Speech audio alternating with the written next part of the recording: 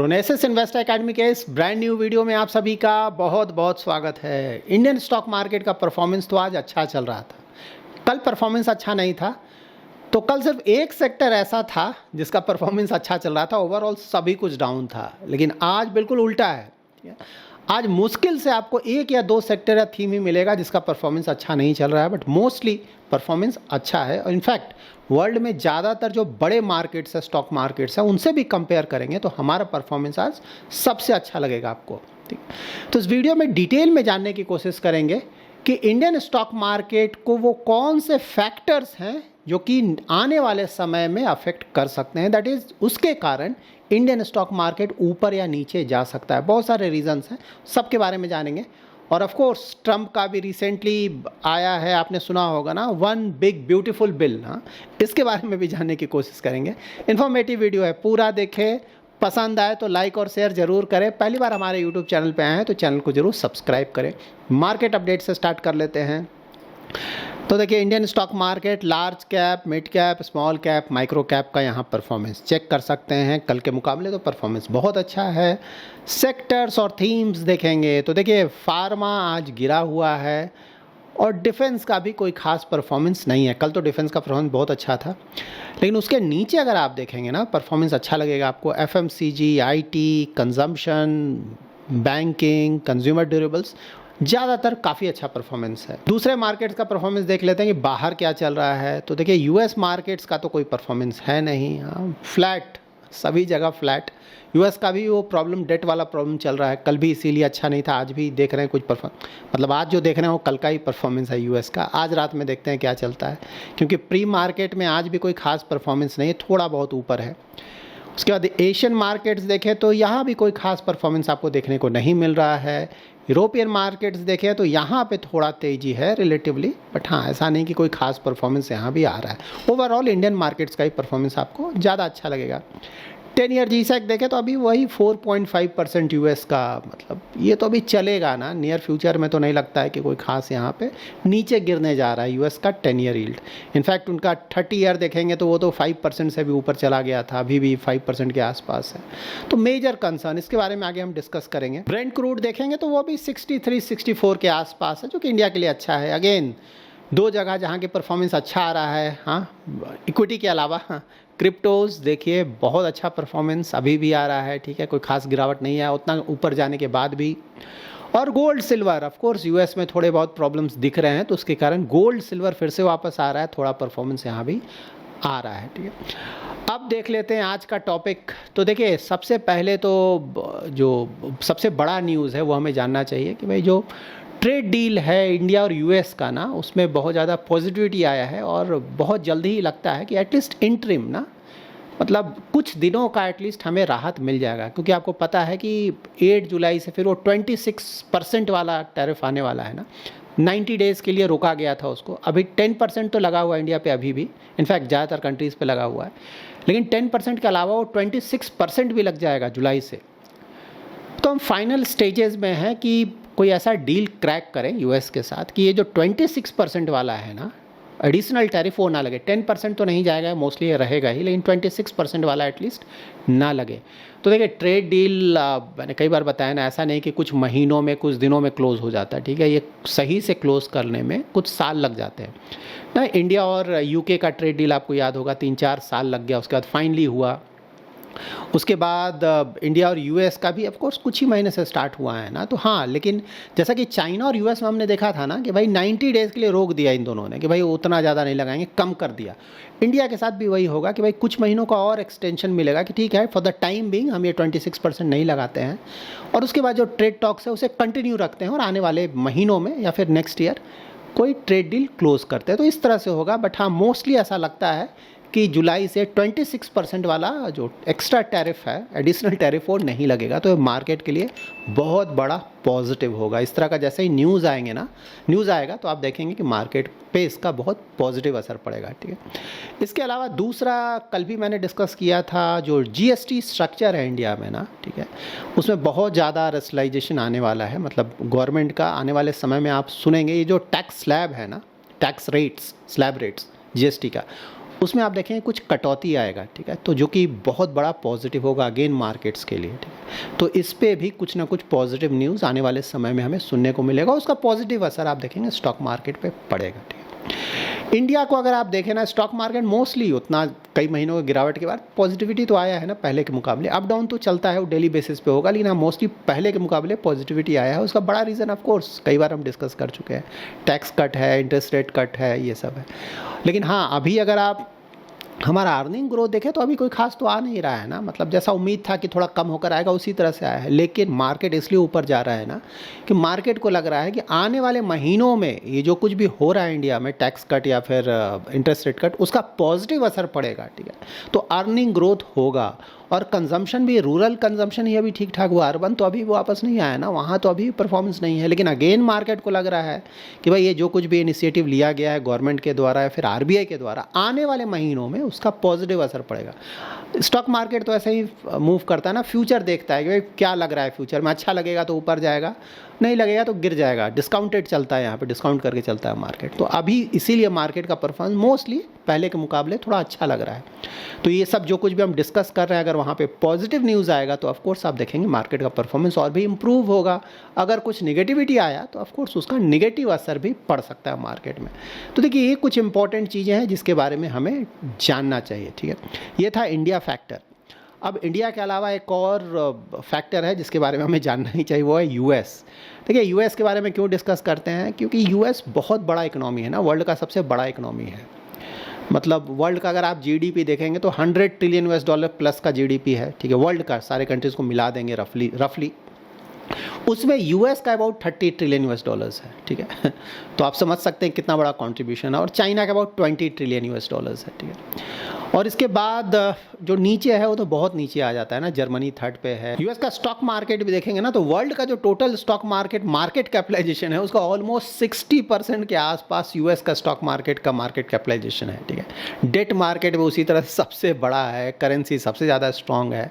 तो बहुत चीज़ों में वो बहुत आगे है वर्ल्ड के दूसरी कंट्री से। इसीलिए यूएस में जो कुछ भी होता है उसका असर दूसरे कंट्रीज़ पे भी पड़ता है और कभी कभी बहुत ज़्यादा पड़ता है। इसलिए यूएस के बारे में हमेशा आपको पता होना चाहिए कि वहाँ क्या चल रहा है। और इसीलिए काफ़ी समय आप लोगों को इसके लिए रेडी करता हूँ ना कि भाई यूएस के बारे में आपको अच्छी खासी जानकारी हो। लाइक 10 ईयर जी-सेक ना, अब आप सुनते होंगे कि बहुत ज़्यादा डिस्कशन स्टार्ट हुआ है कि भाई 10 ईयर यहाँ जा रहे हैं वहाँ। हम तो काफ़ी समय से डिस्कस कर रहे हैं, अगर आप रेगुलर व्यूअर हैं तो आप ये सब पहले से जानते होंगे। डॉलर इंडेक्स हम काफ़ी समय से डिस्कस कर रहे हैं, ठीक है। तो ये सब चीज़ें ऑलरेडी आपको पता है और इसका ऑफकोर्स स्टॉक मार्केट पर फ़र्क पड़ेगा। तो आप यहाँ पे कंफर्टेबल है कि भाई मुझे पता है क्या चल रहा है, ठीक है। ऐसा नहीं कि कुछ भी आपके लिए अननोन है। तो स्टॉक मार्केट तो ये है ना, आपको पता होना चाहिए कि चल क्या रहा है। पता होगा तो आप मोस्टली भागेंगे नहीं, लॉन्ग टर्म तक टिके रहेंगे, और लॉन्ग टर्म टिके रहेंगे तो आपके जो रिटर्न्स आएंगे वो बढ़कर आएंगे। यूएस का अगर आप टोटल डेट देखेंगे ना तो 36 ट्रिलियन US डॉलर से भी ज़्यादा हो चुका है, ठीक है। यहाँ पे कंसर्न क्या आ रहा है कि जो गवर्नमेंट का स्पेंडिंग है यूएस गवर्नमेंट का, उसमें परसेंटेज वाइज 22% के आसपास वो सोशल सिक्योरिटी में खर्च करते हैं, ठीक है। और 14% के आसपास वो इंटरेस्ट चुकाने में, ये जो डेट लिया हुआ है, लोन लिया हुआ है, उसका डेट चुकाने में अबाउट 14% खर्च करते हैं। और जो हेल्थ है उसमें 13%, मेडिकेयर में भी अबाउट 13%, और उनका जो डिफेंस है उस पर भी अबाउट 13%। तो डिफेंस, मेडिकेयर, हेल्थ सबसे ज़्यादा खर्च है उनका। ये जो इंटरेस्ट पेमेंट है उसमें आप समझ सकते हैं, ठीक है। और इसमें हाँ देखिए ये भी लेकिन पर्सपेक्टिव में समझना चाहिए ना, यूएस डेट सही बात है बहुत ज़्यादा है, परसेंटेज ऑफ जीडीपी बहुत ज़्यादा है, लेकिन हाँ ऐसा नहीं कि सिर्फ यूएस में ही ऐसा प्रॉब्लम, बहुत सारे जो दूसरे डेवलप्ड कंट्रीज़ है ना वहाँ भी ये प्रॉब्लम बहुत ज़्यादा है, ठीक है। जानना चाहिए हमें नॉलेज के लिए। जैसे जापान का अगर आप देखेंगे ना तो जीडीपी का ऑलमोस्ट 250% है। सो जो बड़े डेवलप कंट्रीज़ हैं उसमें जापान का सबसे ज़्यादा है। आपको छोटे कंट्रीज़ का तो बात अलग है, उनका भी और इससे भी बहुत ज़्यादा, लेकिन जो बड़े कंट्रीज़ है डेवलप्ड ना उसमें जापान का सबसे ज़्यादा है, 250% के आसपास। सिंगापुर 168%। हाँ, उसके बाद अर्जेंटीना, मतलब ये डेवलप्ड कंट्री नहीं है लेकिन एक बड़ा इकोनॉमी है रिलेटिवली ना, तो इसका भी 150% प्लस का। इटली, ठीक है, 135%, यूएस 122%, फ्रांस का भी 111%, स्पेन का 108%। तो इन लोगों का बहुत ज़्यादा है। इंडिया का तो 80% के आसपास है, थोड़ा उससे ज़्यादा है। तो इंडिया का कोई मेजर कंसर्न नहीं है यहाँ पे। और अगर आप कम देखेंगे ना कि भाई ठीक है ज़्यादा है, कम किसका है, ठीक है। तो वहाँ पे रसिया, इसीलिए रसिया ये सब जो भी सैंक्शंस है ना वो अच्छी तरह से झेल लेता है। रसिया का देखेंगे अगर आप परसेंटेज जीडीपी ना, टोटल डेट टू जीडीपी, तो सिर्फ 15% के आसपास का है, सिर्फ 15%। तो मेजर इकोनॉमीज में रसिया का सबसे कम है, इसीलिए जो भी सैंक्शंस लगते हैं ना मोस्टली वो झेल लेता है, कोई प्रॉब्लम नहीं आता है वहाँ पे। सो नाउ एक और बहुत important detail, one big and beautiful bill. कल मैंने आप लोगों को बताया था ना कि टैक्स कट का बिल आने वाला है यूएस में, बहुत बड़ा टैक्स कट होगा, क्योंकि ट्रम्प इसी के लिए जाने जाते हैं ना कि भाई पूरा टैक्स कट कर देंगे, और यही सब प्रॉमिस करके वो आते भी हैं। लास्ट टाइम भी इसीलिए जीते थे और इस टाइम भी जो जीते हैं सबसे बड़ा रीज़न यही है। लेकिन ये जो one big and beautiful bill है उसके साथ कुछ प्रॉब्लम्स है, ठीक है। प्रॉब्लम क्या है कि भाई पहले ही आपका debt 36 trillion US dollars cross कर चुका है। अब ये जब बिल अगर पास होकर इम्प्लीमेंट होता है तो इसके कारण जो ओवरऑल डेट है यूएस का उसमें अबाउट 3.8 ट्रिलियन यूएस डॉलर्स और भी ऐड हो जाएगा। मतलब ये 40 ट्रिलियन यूएस डॉलर्स चला जाएगा जब इम्प्लीमेंट होगा तब, ऑफ कोर्स अभी नहीं, ठीक है। और ये बात यूएस में सभी लोग जान रहे हैं, ठीक है ना। इसीलिए देखिए हाउस ऑफ रिप्रेजेंटेटिव और सीनेट सभी जगह अभी रिपब्लिकन का होल्ड है ना, ज़्यादा वहाँ मेंबर्स हैं, लेकिन फिर भी हाउस ऑफ रिप्रेजेंटेटिव में जब ये बिल गया ना तो सिर्फ एक वोट से ये पास हुआ है। इसके फेवर में 215 वोट्स आए और अगेंस्ट में 214 वोट्स आए, और कुछ रिपब्लिकन ने भी इसके अगेंस्ट वोट किया। मतलब कि वहाँ पे लोगों को लग रहा है कि भाई ये ट्रम्प प्रॉब्लम क्रिएट कर रहा है, इसीलिए इवन उनके पार्टी के लोगों ने भी इसके खिलाफ वोट किया। लेकिन हाँ, पास तो हो गया। उसी तरह से ये सीनेट में जाएगा, सीनेट में तो और भी ज़्यादा सपोर्ट है ना, मतलब वोट है ट्रम्प का, अच्छा खासा जीते थे इलेक्शन, तो वहाँ भी ये निकल जाएगा, मतलब पास हो जाएगा। मे भी कुछ स्लाइट चेंजेस हों, तो ये भी बहुत बड़ा कंसर्न है यूएस के लिए फ़िलहाल, ठीक है। आइडियली जब टैक्स कट होता है ना तो इकोनॉमी के लिए बहुत अच्छा होता है, स्टॉक मार्केट उसको बहुत पॉजिटिवली लेता है ना। स्टॉक मार्केट वगैरह टैक्स कट आने वाला है, बहुत तेज़ी से ऊपर जाएगा स्टॉक मार्केट, इकोनॉमी के लिए अच्छा माना जाता है। लेकिन अभी अमेरिका का अब कंडीशन ऐसा आ गया है ना कि इतना बड़ा सो कॉल्ड अच्छा न्यूज़ आने पे भी वहाँ पे इसे निगेटिवली लिया जा रहा है, क्योंकि डेट बहुत ज़्यादा है, प्लस ये जो टैरिफ खेल रहे हैं ट्रम्प, उसके कारण भी उनके इकोनॉमी पे बहुत ज़्यादा प्रेशर आ गया है, क्योंकि कहीं इन्फ्लेशन बढ़ ना जाए, उसके कारण उसका central bank interest rate cut नहीं कर रहा है। तो ये सब प्रॉब्लम्स के कारण आइडियली एक ये गुड न्यूज़ होना चाहिए, लेकिन ये फ़िलहाल गुड न्यूज़ नहीं है और मार्केट से कोई खास पॉजिटिवली रिएक्ट नहीं कर रहा है, ठीक है। अगर इंडिया में इस तरह का कुछ अनाउंसमेंट होना तो मार्केट बहुत ज़्यादा पॉजिटिवली रिएक्ट करेगा, इनफैक्ट यूएस में भी होता, लेकिन ये जो प्रॉब्लम्स हैं उसके कारण नहीं हो रहा है, ठीक है। तो यहाँ पे ये जो बिल आ रहा है उसमें क्या क्या होगा ये हमें जानना चाहिए। आने वाले दिनों में आप ये सब बहुत कुछ सुनेंगे, ठीक है। तो 2017 में भी उन्होंने टैक्स कट लाया था पिछले टर्म में, तो उसी तरह का बिल है। यहाँ पे इंडिविजुअल्स और बिजनेसेस दोनों को बेनिफिट मिलेगा इसका। टैक्स कट का तो ऑफकोर्स बेनिफिट मिलता ही है, ठीक है। तो यहाँ tax bracket, new tax breaks आएंगे, टिप्स और कार लोन्स पे अच्छा खासा बेनिफिट मिलेगा। फिर ये जो क्लीन एनर्जी इंसेंटिव था ना, जो कि बाइडेन एडमिनिस्ट्रेशन ने लाया था, उसको ये बंद करने जा रहे हैं। क्लीन एनर्जी से इन्हें कुछ लेना देना नहीं, ये तो बोल रहे हैं कि भाई क्रूड प्रोडक्शन और बढ़ाएंगे, ठीक है। उसके बाद जो फूड एड, हेल्थ और फूड एड प्रोग्राम्स हैं ना, वहाँ पे टाइटनिंग होगा कि भाई पैसा बर्बाद हो रहा है, इसे बंद करो या कम करो, ठीक है। मास डिपोर्टेशन, मतलब जो इलीगली वहाँ पे रह रहे हैं लोग ना, उसको और निकाला जाएगा, उसके लिए इंफ्रास्ट्रक्चर बनाया जाएगा, ठीक है। टारगेट किया जा रहा है कि एवरी ईयर 1 मिलियन लोगों को निकाला जाएगा। ये तो इंडिया में भी करना चाहिए आइडियली ना। इंडिया में भी अबाउट ऑलमोस्ट 4-5-6 करोड़ लोग इलीगली रह रहे हैं। इंडिया में ऑलरेडी इतना ज़्यादा प्रेशर है, इतना ज़्यादा पॉपुलेशन है, इसी के कारण जीडीपी बड़ा होने के बाद भी हमारा पर कैपिटल इनकम बहुत कम है।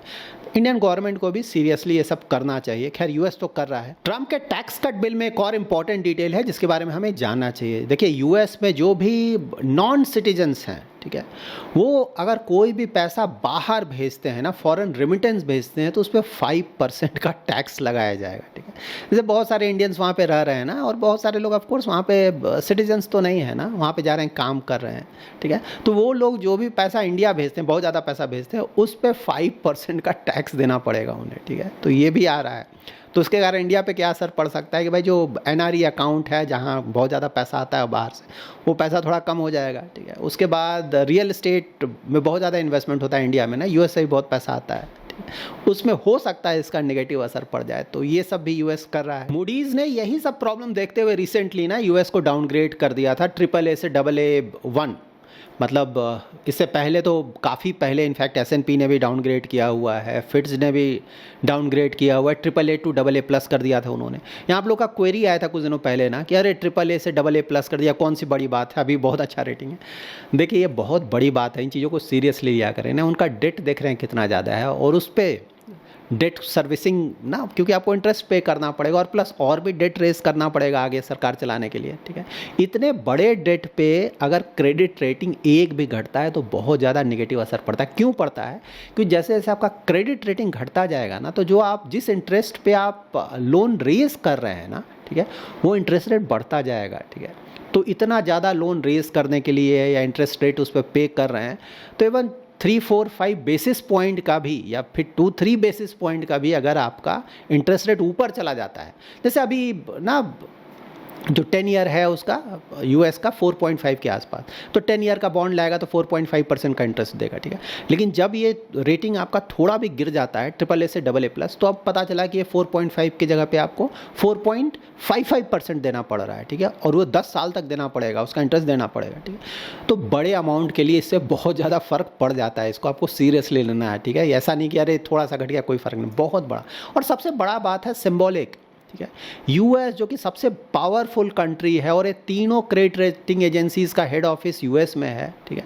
तो वहाँ पे ये सोचना कि भाई इन्होंने क्रेडिट रेटिंग घटा दिया, क्योंकि इनका बिजनेस है ना, US गवर्नमेंट का बिजनेस, सही बात है, US गवर्नमेंट गुस्सा आ जाएगा, बोला अरे तुम तो मेरा ही क्रेडिट रेटिंग घटा रहे हो, इनके बिजनेस पे फ़र्क पड़ जाएगा, ठीक है। उसके बाद भी इन्होंने क्रेडिट रेटिंग घटाया है, मतलब आप समझ सकते हैं कि US में सही में बहुत बड़ा प्रॉब्लम है, ठीक है, नहीं तो नहीं घटाते, ठीक है। फाइनली मूडीज़ को भी घटाना पड़ गया, और ये स्ट्रक्चरल प्रॉब्लम आने वाला है। मूडीज़ ने भी यही बोला नहीं, ठीक है, डिफिसिट तो है ही है, लेकिन ये जो लॉन्ग टर्म ये जो डेट है ना, उसके कारण long term structural debt crisis आ सकता है US में, जो कि हम काफ़ी समय से डिस्कस भी कर रहे हैं इस यूट्यूब चैनल पे ना। कल भी मैंने बोला ही था कि भाई ये प्रॉब्लम था, कुछ सालों बाद आता। ट्रंप कोशिश कर रहे हैं, बहुत ज़्यादा कोशिश कर रहे हैं कि ये प्रॉब्लम जल्दी से जल्दी US में आ जाए, उनकी जो मतलब पॉलिसीज़ हैं उसके कारण। सो लेट्स सी क्या होता है, ठीक है।